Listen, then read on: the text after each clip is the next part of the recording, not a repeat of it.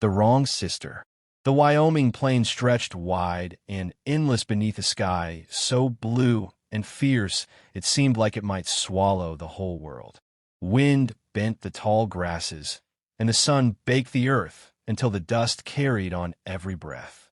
James Dalton stood by the corral fence with one boot braced on the rail, a strip of straw caught between his teeth. He was 32, tall and broad-shouldered, his skin bronzed by the sun, his hands thick and scarred from years of work. Behind him stretched the Double D Ranch. Hundreds of acres of pasture, grazing cattle, a neat barn, a few outbuildings, and the sturdy ranch house he had built with his own hands. The ranch was his pride, but it was also his burden. Every day, he felt the weight of running it alone. James was no stranger to loneliness.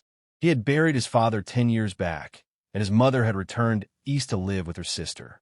Since then, James had kept the ranch going with grit and sweat. He had men working the cattle with him, but when the day ended and the lamps burned low, he came back to his silent house. No one to greet him, no laughter in the kitchen, no soft voice to ease the weariness in his bones. It wasn't the kind of life he wanted forever. That was why, against every stubborn instinct in his nature, he had written to a mail-order bride agency. The woman who answered, Miss Caroline Whitmore of St. Louis, had seemed everything a rancher's wife ought to be. Her letters were neat and polite, full of modest details about her love of reading, her skill in the kitchen, her desire for a steady home. James had imagined her face 100 times while reading those words by lantern light. Gentle, kind, with a smile that would soften the edges of his hard days. She was supposed to arrive today. The sound of wheels reached him before he saw the wagon. James straightened, brushing the dust from his hands, his chest tightening with a nervousness he hadn't felt since boyhood. The covered wagon rolled down the road and turned into the yard, its canvas sides streaked with dust from the long journey. The driver pulled the team to a halt and tipped his hat. James stepped forward, heart pounding. This was it, the moment that would change his life. The flap of the wagon shifted, and a figure emerged. But the woman who stepped down was not the one James had imagined. She was tall, with auburn hair spilling loose beneath a bonnet, and eyes the color of green glass, catching fire in the sun. Her dress, dark brown from travel stains, clung in places to her slender figure, and when she lifted her chin, there was nothing modest or meek in her gaze. "Mr. Dalton?" she asked, her voice warm, confident, touched with curiosity. "Yes," James said slowly. "I'm James Dalton. You must be Miss Whitmore." The young woman smiled faintly, though there was something almost mischievous in her expression. "Yes and no. I'm Eliza Whitmore, Caroline's younger sister." James blinked. He had not expected that. "You are not Caroline?"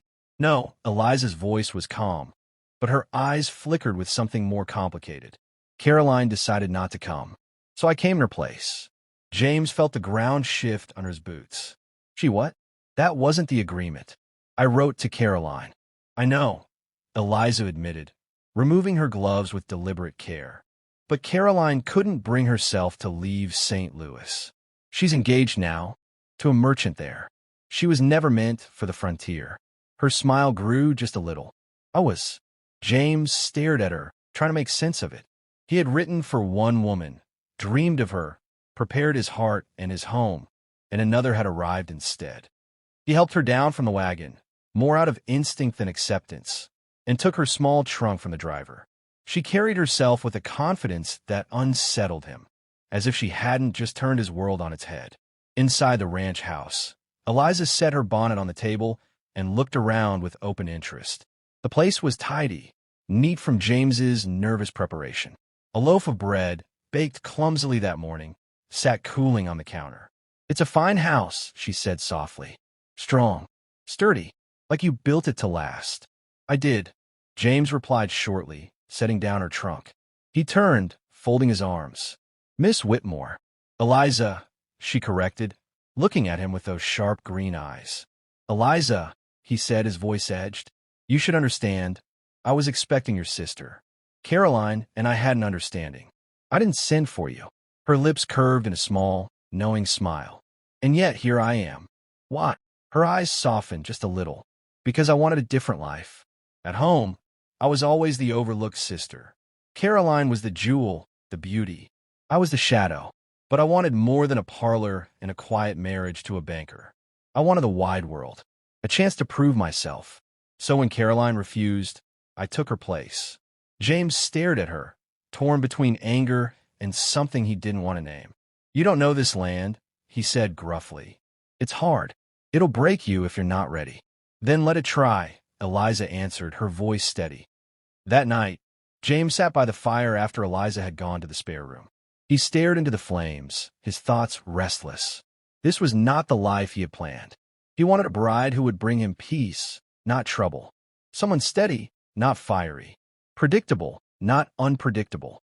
But as much as he tried to resent the situation, he couldn't shake the image of Eliza Whitmore stepping boldly off that wagon, her eyes alight with challenge, her spirit practically sparking in the air between them.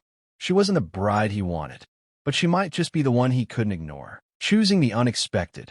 The first week with Eliza Whitmore on the ranch tested every ounce of James Dalton's patience. She woke early, eager to help, and ended up spilling oats in the barn, burning eggs at breakfast, and startling the chickens so badly they didn't lay for 2 days. She laughed at herself through every mishap, but James wasn't sure whether to laugh with her or tear his hair out. "You don't have to do everything," he told her one morning after finding her trying to carry a bucket of water almost as heavy as she was. "I want to learn," she said simply, brushing damp hair from her forehead. "You can't send me back, so you'd better teach me how to be useful." James had opened his mouth to argue, then shut it again. She was right. He couldn't just pack her onto the next wagon east. The agency had sent Caroline. Eliza had come in her place. Whether he liked it or not, she was here. So he began to show her things. How to knead bread without turning it into stone. How to hold the reins of a horse without jerking too hard. How to mend a fence with steady, patient strokes. And to his surprise, she learned fast.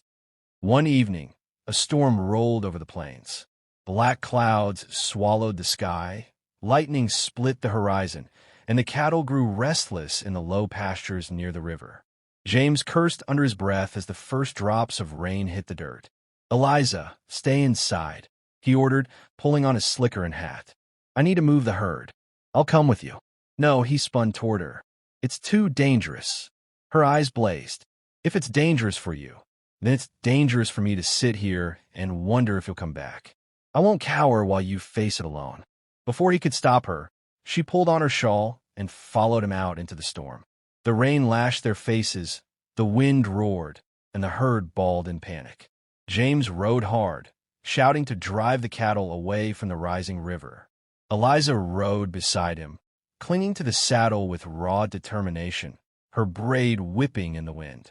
When his horse stumbled in the mud, she was there, steadying the reins with surprising strength. When a calf broke from the herd, she urged her horse after it, guiding it back with more grit than grace. By the time the herd settled, both were soaked and shivering, but alive. Back at the house, dripping by the fire, James turned to her, frustration and all warring in his chest. "You could have been killed," he said harshly. "So could you," she shot back. Silence stretched between them, broken only by the crackle of the fire. Then James's voice softened. "Why, Eliza? Why risk yourself?" Her green eyes glowed in the firelight. "Because I meant what I said. This is my life now. I don't want to stand behind you. I want to stand beside you." The words struck deep, hitting a place James hadn't even realized was empty. Days passed into weeks, and something shifted between them. Eliza was no longer a stranger or an intruder. She became a partner in small ways. A laugh when the work grew hard, a hand steadying his when he was tired, a voice filling the house with warmth he hadn't known he missed so badly. The townsfolk whispered, of course. "That ain't the bride he sent for," one old woman muttered at the general store. But James ignored them. Every time Eliza walked into the room, sunlight seemed to follow. One evening, after supper, James found her leaning against the corral fence, watching the horses under the fading light. Her hair glowed auburn in the sunset, and the sight caught his breath. "Eliza," he said softly. She turned, smiling. James! For a long moment, they stood in silence, the air thick with things unsaid. At last, James took a step closer. When I wrote for a bride, I thought I needed someone quiet, predictable, someone who'd fit neatly into the life I built.